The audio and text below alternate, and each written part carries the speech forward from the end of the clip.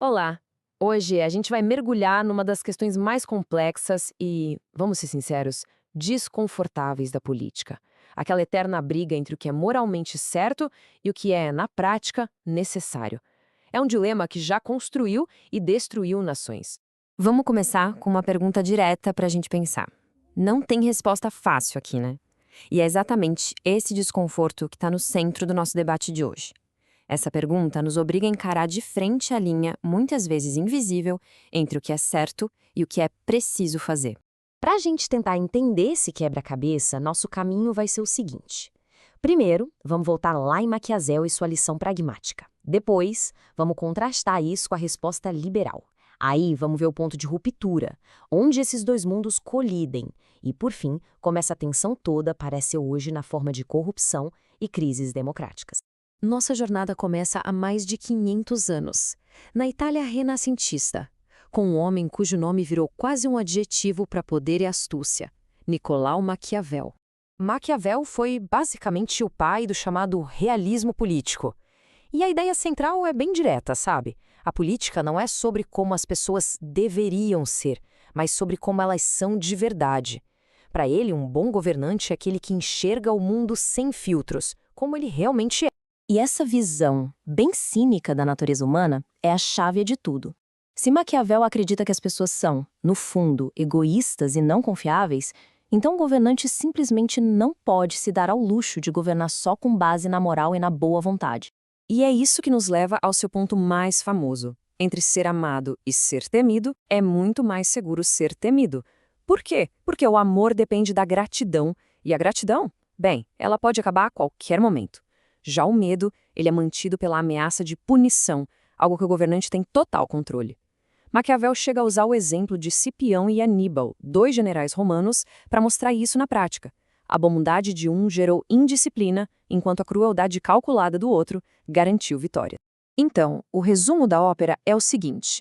Para Maquiavel, o bem maior, o objetivo final, é a sobrevivência e a estabilidade do Estado. E se para garantir isso for preciso usar meios que a gente considera cruéis ou imorais, que seja.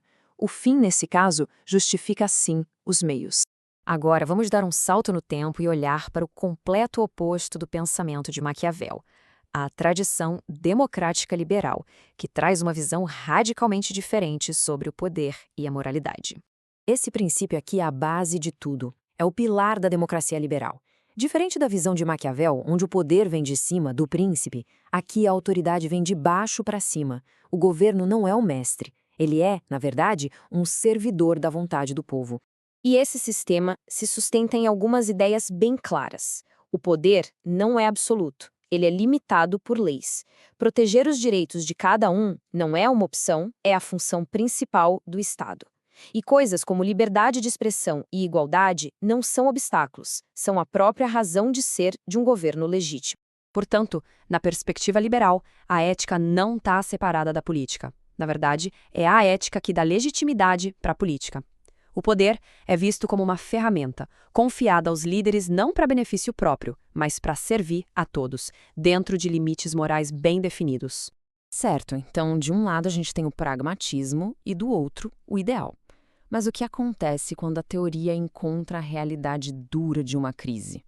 É nesse momento que os ideais liberais são postos à prova. Esse é o famoso dilema da bomba relógio. Imagine a cena. Um terrorista é capturado. Ele sabe onde uma bomba vai explodir, em poucas horas, matando milhares de pessoas, e ele se recusa a falar. A tortura parece ser a única saída para conseguir a informação a tempo. O que se faz? E aí está o nó, a contradição que tira o sono. Para proteger os valores de uma sociedade, a vida, a segurança, seria justificável quebrar um dos seus princípios mais sagrados, que é a proibição total da tortura. Para a gente analisar isso, é importante entender os objetivos da tortura. Existem basicamente 5. 4 deles, sadismo, espalhar o terror, punir alguém ou forçar uma confissão sobre o passado, são vistos hoje como pura tirania, não tem nem debate. A discussão toda, esse desconforto, aparece no 5º item, obter informações para prevenir uma catástrofe futura. E olha, isso não é só um exercício de imaginação, não. Existem casos reais, como esse plano da Al-Qaeda em 1995, em que informações supostamente extraídas sobre tortura teriam salvado centenas de vidas. Isso tira o dilema do campo da filosofia e joga ele no mundo real da segurança nacional. Essa tensão entre fins e meios não acontece só nesses cenários extremos. Ela aparece de jeitos mais sutis, mas igualmente perigosos na política do dia a dia, principalmente na corrupção e no ataque às instituições democráticas. A corrupção, no fundo, é a versão moderna do princípio maquiavélico. É o poder sendo usado como um fim em si mesmo, para ganho privado e não para o bem público. Nessa lógica, o poder não é uma responsabilidade, é uma propriedade.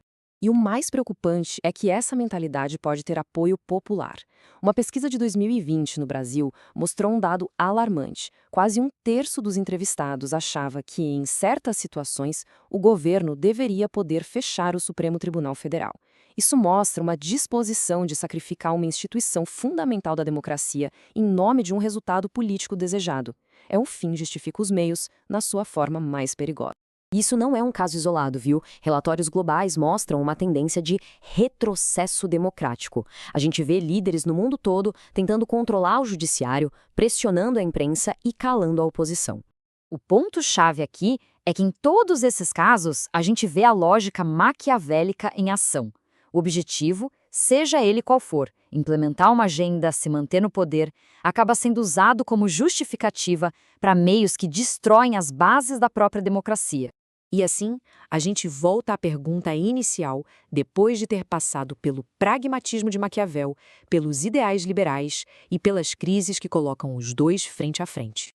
Como deu para ver, não tem uma resposta simples e definitiva.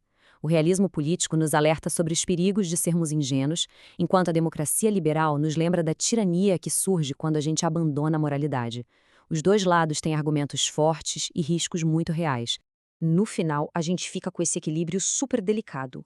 Poder sem princípios é tirania, mas princípios sem poder para se defender são inúteis. A questão eterna, tanto para líderes quanto para cidadãos, não é se existe uma linha que separa os dois. A questão é, no mundo imperfeito como o nosso, onde exatamente a gente deve traçar?